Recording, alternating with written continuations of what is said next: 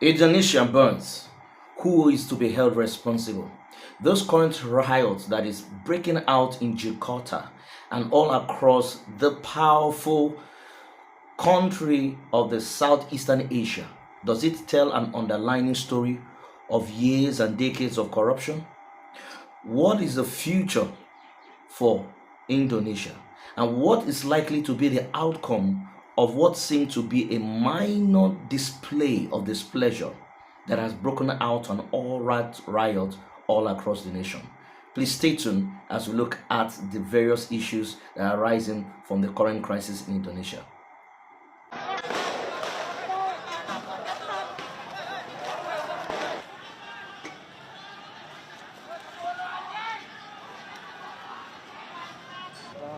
Para sendiri juga.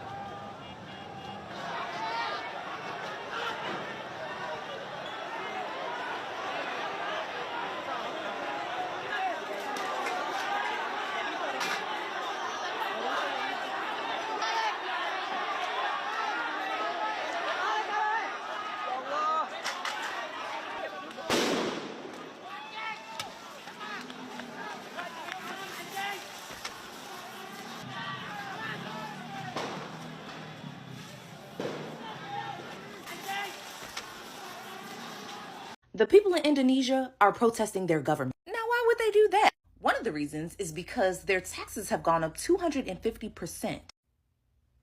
Another reason is because their House of Representatives is giving a living allowance that far exceeds the living conditions of the average citizens, the people that they're supposed to be serving. I watched a video from an Indonesian creator by the name of Alma, and her video will be in my caption, who spoke about the rise of unemployment and also the rise of cost of living.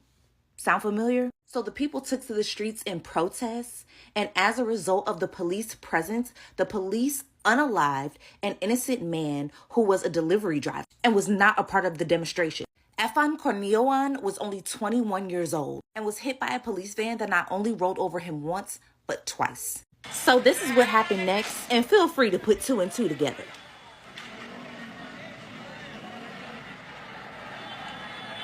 That is their regional parliament building, or that was their regional parliament building. That is what resistance looks like. That is what it looks like when people have been fed up and have had enough. And that is what it looks like when people understand class consciousness and solidarity.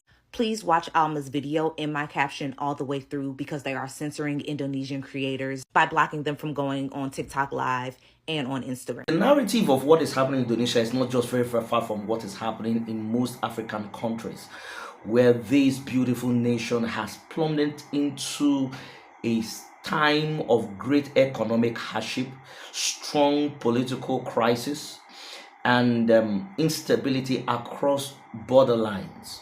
And yet the elite class seem to exploit the situation to further enrich themselves, whereby, going by awarding to themselves huge sums of money for houses and vacations outside and inside the nation.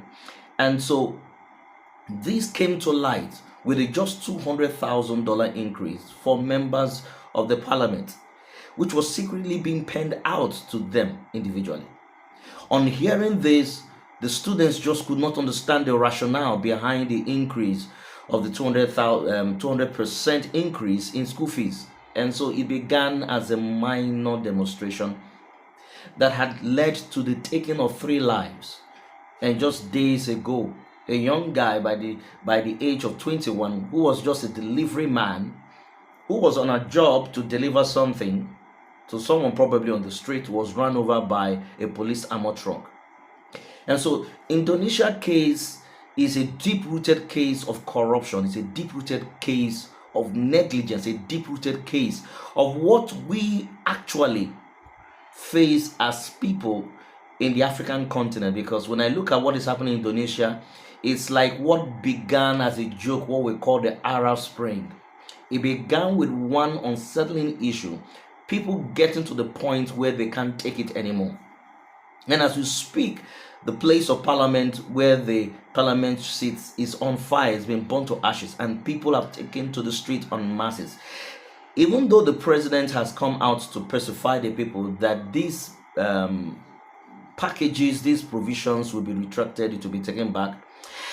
I don't see how that in any way affects the life of the average man in Indonesia. I remember one of the things that was said during the days of my school in the university. I studied government and public administration.